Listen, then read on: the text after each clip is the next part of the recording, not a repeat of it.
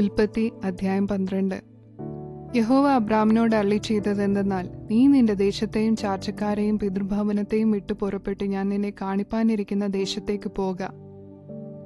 ഞാൻ നിന്നെ വലിയൊരു ജാതിയാക്കും, നിന്നെ അനുഗ്രഹിച്ച് നിന്റെ പേർ വലുതാക്കും, നീ ഒരു അനുഗ്രഹമായിരിക്കും. നിന്നെ അനുഗ്രഹിക്കുന്നവരെ ഞാൻ അനുഗ്രഹിക്കും, നിന്നെ ശപിക്കുന്നവരെ ഞാൻ ശപിക്കും. നിന്നിൽ ഭൂമിയിലെ സകല വംശങ്ങളും അനുഗ്രഹിക്കപ്പെടും.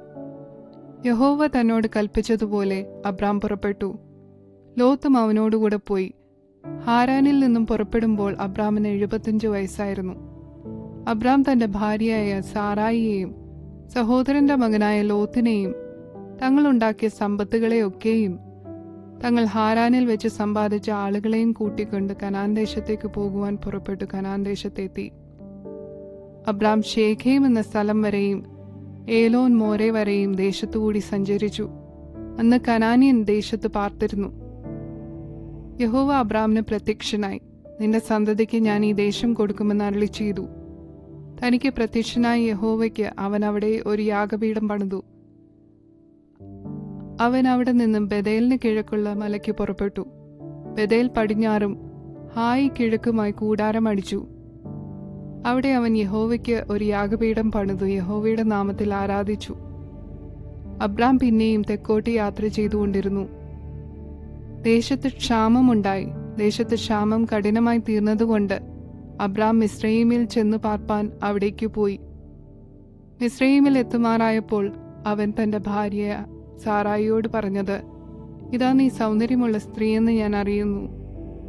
മിസ്രയീമ്യർ നിന്നെ കാണുമ്പോൾ ഇവൾ അവന്റെ ഭാര്യ എന്ന് പറഞ്ഞ് എന്നെ കൊല്ലുകയും നിന്നെ ജീവനോടെ രക്ഷിക്കുകയും ചെയ്യും. നീ എൻ്റെ സഹോദരി എന്ന് പറയണം. എന്നാൽ നിന്റെ നിമിത്തം എനിക്ക് നന്മ വരികയും ഞാൻ ജീവിച്ചിരിക്കുകയും ചെയ്യും. അങ്ങനെ അബ്രാം മിസ്രയീമിൽ എത്തിയപ്പോൾ സ്ത്രീ അതിസുന്ദരി എന്ന് മിസ്രയീമ്യർ കണ്ടു. ഫറവോന്റെ പ്രഭുക്കന്മാരും അവളെ കണ്ടു. ഫറവോന്റെ മുൻപാകെ അവളെ പ്രശംസിച്ചു. സ്ത്രീ ഫറവോന്റെ അരമനയിൽ പോകേണ്ടി വന്നു. അവളുടെ നിമിത്തം അവൻ അബ്രാമിന് നന്മ ചെയ്തു. അവന് ആടുമാടുകളും ആൺകഴുതകളും ദാസന്മാരും ദാസിമാരും പെൺകഴുതകളും ഒട്ടകങ്ങളും ഉണ്ടായിരുന്നു. അബ്രാമിന്റെ ഭാര്യയായ സാറായി നിമിത്തം യഹോവ ഫറവോനെയും അവന്റെ കുടുംബത്തെയും അത്യന്തം ദണ്ഡിപ്പിച്ചു. അപ്പോൾ ഫറവോൻ അബ്രാമിനെ വിളിച്ചു, നീ എന്നോട് ഈ ചെയ്തതെന്ത്? അവൾ നിന്റെ ഭാര്യ എന്ന് എന്നെ അറിയിക്കാഞ്ഞതെന്ത്? അവൾ എൻ്റെ സഹോദരി എന്ന് എന്തിനു പറഞ്ഞു? ഞാൻ അവളെ ഭാര്യയായിട്ട് എടുപ്പാൻ സംഗതി വന്നുപോയല്ലോ. ഇപ്പോൾ ഇതാ നിന്റെ ഭാര്യ, അവളെ കൂട്ടിക്കൊണ്ടു പോക എന്ന് പറഞ്ഞു. ഫറവോൻ അവനെക്കുറിച്ച് തന്റെ ആളുകളോട് കൽപ്പിച്ചു. അവർ അവനെയും അവന്റെ ഭാര്യയെയും അവനുള്ള സകലവുമായി പറഞ്ഞയച്ചു.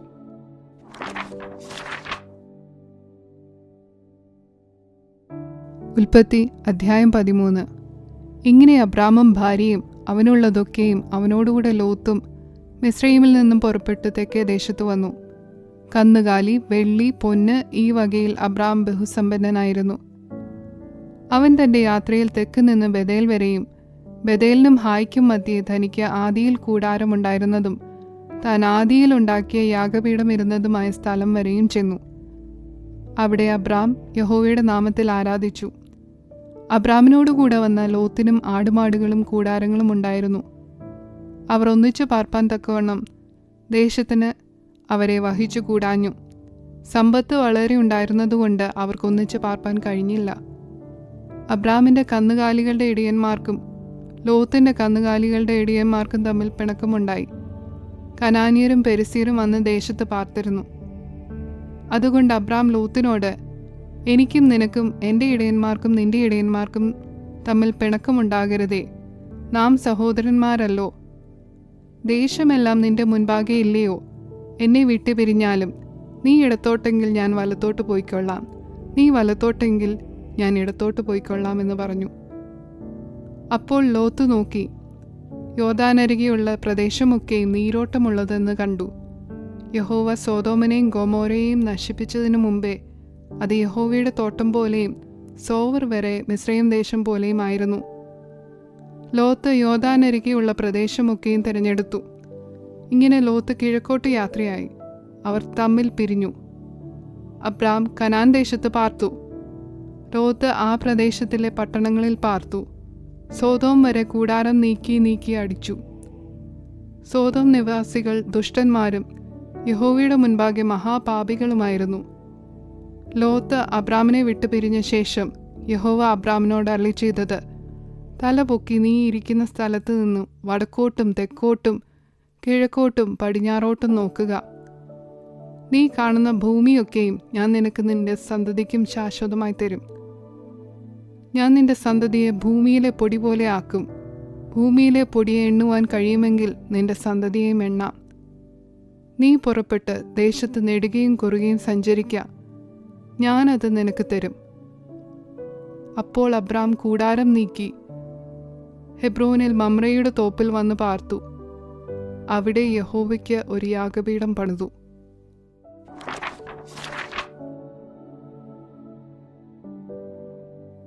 ഉൽപ്പത്തി അധ്യായം 14. ഷീന രാജാവായ അമ്രാഭേൽ, എലാസാർ രാജാവായ അറിയോഗ്, ഏലാം രാജാവായ കെദോലായോമെർ, ജാതികളുടെ രാജാവായ തീദാൽ എന്നിവരുടെ കാലത്ത് ഇവർ സോതോം രാജാവായ ബേര, ഗൊമോര രാജാവായ ബിർഷ, ആത്മാ രാജാവായ ഷീനാബ്, സെബോയിം രാജാവായ ഷേമേബർ, സോവർ എന്ന ബേലയിലെ രാജാവ് എന്നിവരോട് യുദ്ധം ചെയ്തു.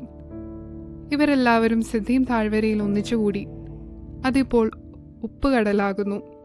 അവർ 12 സംവത്സരം കെദോലായോമേറിന് കീഴടങ്ങിയിരുന്നു. 13-ാം സംവത്സരത്തിൽ മത്സരിച്ചു. അതുകൊണ്ട് 14-ാം സംവത്സരത്തിൽ കെദോലായോമേറും അവനോടുകൂടിയുള്ള രാജാക്കന്മാരും വന്നു.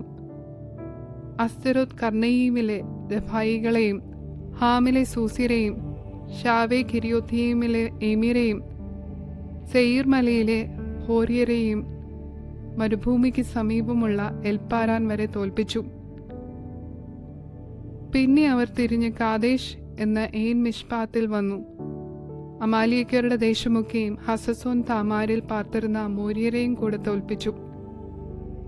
അപ്പോൾ സോതോം രാജാവും ഗൊമോര രാജാവും ആത്മാ രാജാവും സെബോയിം രാജാവും സോവർ എന്ന ബേലയിലെ രാജാവും പുറപ്പെട്ട് സിദ്ധീം താഴ്വരയിൽ വെച്ച് ഏലാം രാജാവായ കെദോലായോമെർ, ജാതികളുടെ രാജാവായ തീദാൽ, ഷീനാർ രാജാവായ അമ്രാഭേൽ, എലാസാർ രാജാവായ അറിയോഗ് എന്നിവരുടെ നേരെ പടനിരത്തി. 4 രാജാക്കന്മാർ 5 രാജാക്കന്മാരുടെ നേരെ തന്നെ. സിദ്ധീം താഴ്വരയിൽ കീഴ്ക്കുഴികൾ വളരെയുണ്ടായിരുന്നു. സോതോം രാജാവും ഗൊമോര രാജാവും ഓടിപ്പോയി അവിടെ വീണു. ശേഷിച്ചവർ പർവ്വതത്തിലേക്ക് ഓടിപ്പോയി. സോതോമിലും ഗൊമോരയിലുമുള്ള സമ്പത്തും ഭക്ഷണ സാധനങ്ങളും എല്ലാം അവർ എടുത്തുകൊണ്ടുപോയി. അബ്രാഹാമിന്റെ സഹോദരന്റെ മകനായി സോതോമിൽ പാർത്തിരുന്ന ലോത്തിനെയും അവന്റെ സമ്പത്തിനെയും അവർ കൊണ്ടുപോയി. ഓടിപ്പോന്ന ഒരുത്തൻ വന്ന് എബ്രായനായ അബ്രാമിനെ അറിയിച്ചു. അവൻ എഷ്കോലിന്റെയും ആനേറിന്റെയും സഹോദരനായി അമോര്യനായ മമ്രയുടെ തോപ്പിൽ പാർത്തിരുന്നു. അവർ അബ്രാമിനോട് സഖ്യത ചെയ്തവർ ആയിരുന്നു. തന്റെ സഹോദരനെ ബദ്ധനാക്കി കൊണ്ടുപോയി എന്ന് അബ്രാം കേട്ടപ്പോൾ അവൻ തന്റെ വീട്ടിൽ ജനിച്ചവരും അഭ്യാസികളുമായ 318 പേരെ കൂട്ടിക്കൊണ്ട് ദാൻ വരെ പിന്തുടർന്നു. രാത്രിയിൽ അവനും അവന്റെ ദാസന്മാരും അവരുടെ നേരെ ഭാഗമായി തിരിഞ്ഞു ചെന്ന് അവരെ തോൽപ്പിച്ചു. ദമ്മേശേക്കിന്റെ ഇടതു ഭാഗത്തുള്ള ഹോബ വരെ അവരെ പിന്തുടർന്നു. അവൻ സമ്പത്തൊക്കെയും മടക്കിക്കൊണ്ടുവന്നു. തന്റെ സഹോദരനായ ലോത്തിനെയും അവന്റെ സമ്പത്തിനെയും സ്ത്രീകളെയും ജനത്തെയും കൂടെ മടക്കിക്കൊണ്ടുവന്നു.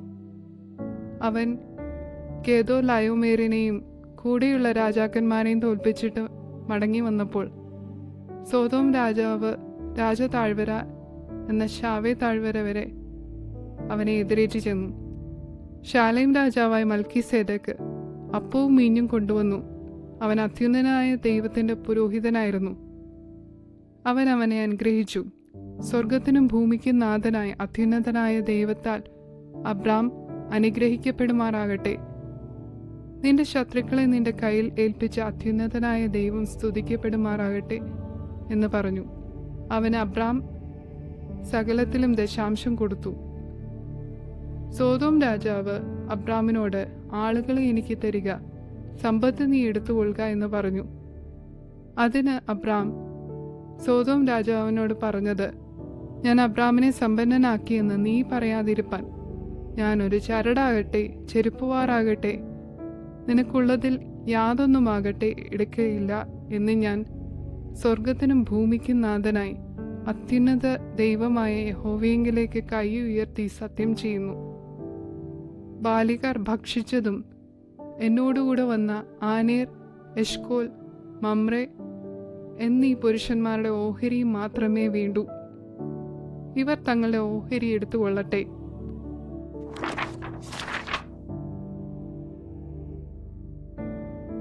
ഉൽപ്പത്തി അധ്യായം 15. അതിന് ശേഷം അബ്രാമിന് ദർശനത്തിൽ യഹോവയുടെ അരുളപ്പാടുണ്ടായതെന്തെന്നാൽ, അബ്രാമേ, ഭയപ്പെടേണ്ട, ഞാൻ നിന്റെ പരിചയം നിന്റെ അതിമഹത്തായ പ്രതിഫലവുമാകുന്നു.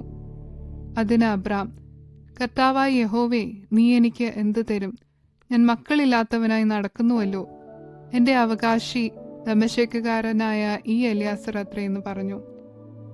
നീ എനിക്ക് സന്തതിയെ തന്നിട്ടില്ല. എൻ്റെ വീട്ടിൽ ജനിച്ച ദാസൻ എൻ്റെ അവകാശിയാകുന്നു എന്നും അബ്രാം പറഞ്ഞു.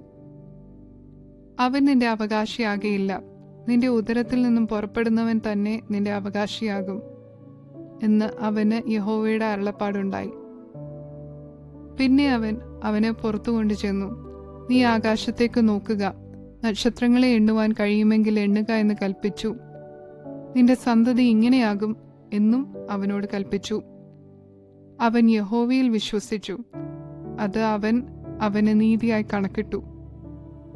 പിന്നെ അവനോട്, ഈ ദേശത്തെ നിനക്ക് അവകാശമായി തരുവാൻ കൽദയ പട്ടണമായ ഊരിൽ നിന്ന് നിന്നെ കൂട്ടിക്കൊണ്ടുവന്ന യഹോവ ഞാനാകുന്നുവെന്ന് അരുളി ചെയ്തു.